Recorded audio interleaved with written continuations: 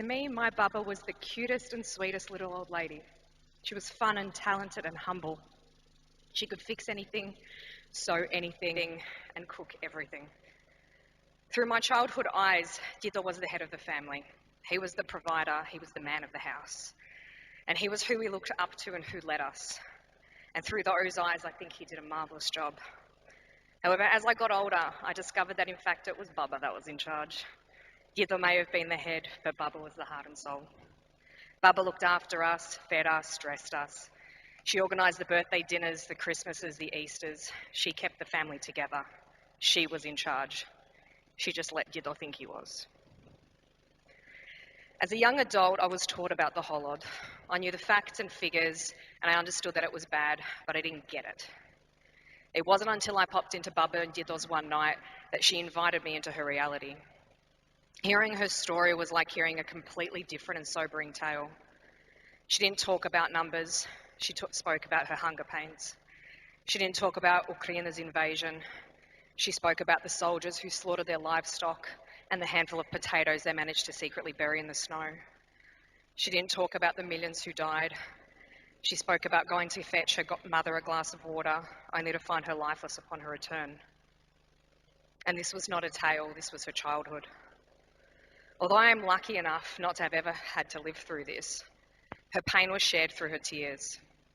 These cherished moments between us made me look at my Baba in a new light, and I began to understand why she acted the way she did, why she looked after her family so well, since she lost most of hers from the age of 7, why she always made so much food when we came over and always prepared extra so that we could take it home, why she found the importance and appreciation in the simple things, given that one point in her life that was literally all she and her sister had. Baba taught me to be resilient, to be grateful, and to be kind. She instilled in me the importance of education, honour, and humility. She blessed me with the gift of love and with my family. This little old lady evolved in my eyes. She was a survivor. She was a fighter. My Baba was a superhero. I needed to respect what she went through, and I needed to make sure it was never forgotten, that we learnt from it and that we were grateful for the opportunity her fight gave us. This experience shaped my Baba, which in turn shaped my mama, and this resulted in shaping me. I was raised by tough women. I was raised by superheroes.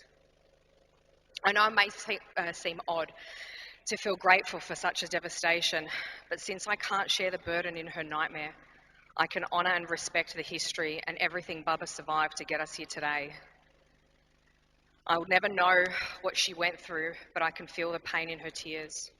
I'll never know what it's like to go hungry, but I know to clear my plate. I'll never know what it's like to lose my family because she fought to create mine. And I'll never know what it's like to feel lost because she would always leave the porch light on so that we could find our way home. The Ukrainian survivors of this tragedy have paved our community. We cannot forget the struggle and the pain they endured. We cannot forget the lost souls who weren't as fortunate. And we cannot forget their fight to survive, which granted us life here today. So each day when I'm faced with difficulty, a struggle, or something I just don't like, I think of that little old lady I call Baba, and I say to myself, if this is the worst thing I have to face today, I cannot complain. I am tough, I am resilient, and I am blessed with the life this strong woman gifted me by not giving up her fight. I am her legacy. Being a legacy is about life and living. It helps us decide the kind of life we want to live and the kind of world we want to live in.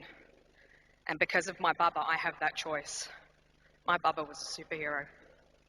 The world must acknowledge, because we will never forget. Vishlim Panya.